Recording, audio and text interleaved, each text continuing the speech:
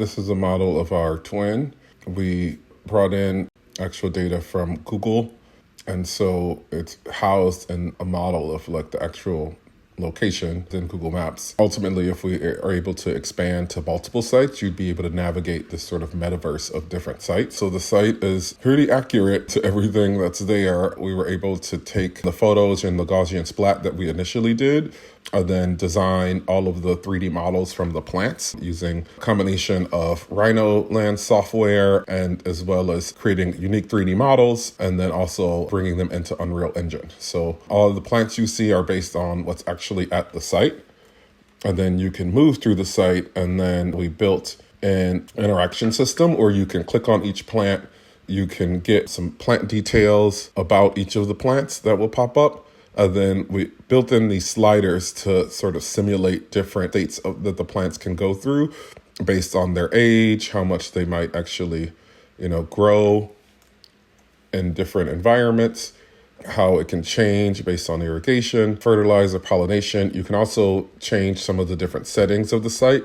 So adjusting these factors ultimately would show you how the plants perform in their different temperature settings, in different times of day.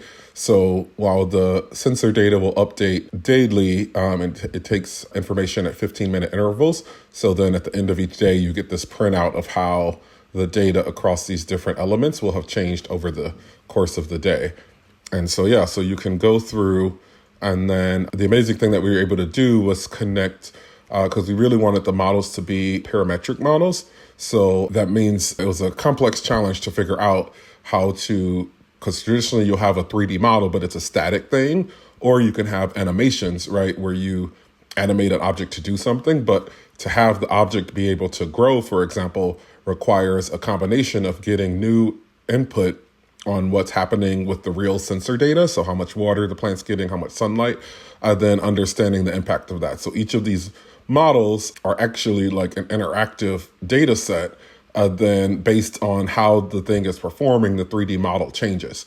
So instead of just being, one specific scan of the plant at a specific time, the models themselves become living and changeable based on the data that you're getting as these different factors go through. So each of the plants in the garden has a little icon next to it, and you can move through the garden. It's accurate to real data. We were able to actually also patch in weather data. And so from like live existing sources from weather balloons, in addition to like what we'll be getting from the sensors. So you could do projections essentially of like what might October look like or something, even though we don't have all of that data yet. But as the longer the sensors are there, obviously the more data you have and the more sort of direct simulations you can do as opposed to operating from like speculative data.